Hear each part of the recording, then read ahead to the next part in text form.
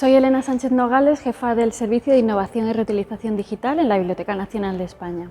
El trabajo con datos abiertos es una línea estratégica importantísima en la Biblioteca Nacional. Es una productora masiva de datos, interoperables, normalizados, estandarizados. Estamos hablando de datos del catálogo bibliográfico de autoridades, por ejemplo, 5 o 6 millones de registros bibliográficos, y es el corazón de nuestra estructura de datos. Pero también hablamos de datos de las colecciones digitales, hemeroteca digital, biblioteca digital hispánica, corpus de texto de las propias obras digitalizadas. Entonces es un potencial muy diverso y inmenso. Empezó sobre todo como línea estratégica a partir de 2015, enmarcado en una legislación que se iniciaba entonces en el sector de la biblioteca de impulso a la reutilización de la información del sector público. Empezamos a analizar todas esas fuentes de datos que genera la Biblioteca Nacional, pero no eran trabajables y además se ofrecían en formatos bibliotecarios.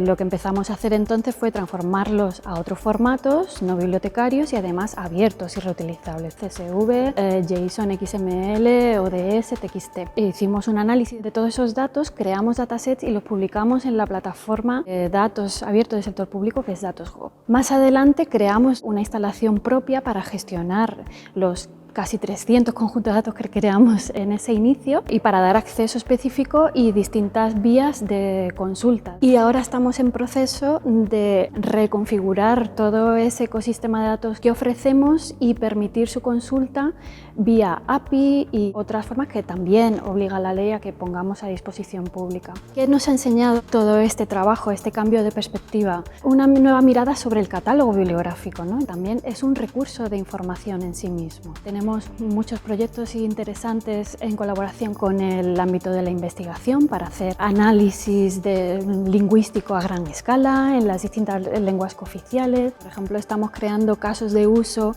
y análisis para poner ejemplos sobre cómo se puede trabajar con esos datos. Un ejemplo que hemos trabajado hace muy poquito es, mediante los datos del catálogo bibliográfico, explorar qué materias se han ido editando, sobre todo a lo largo, por ejemplo, del siglo XX. Lo hemos llevado al terreno de la educación en Benescolar, el proyecto que también trabajamos en el marco Benelab.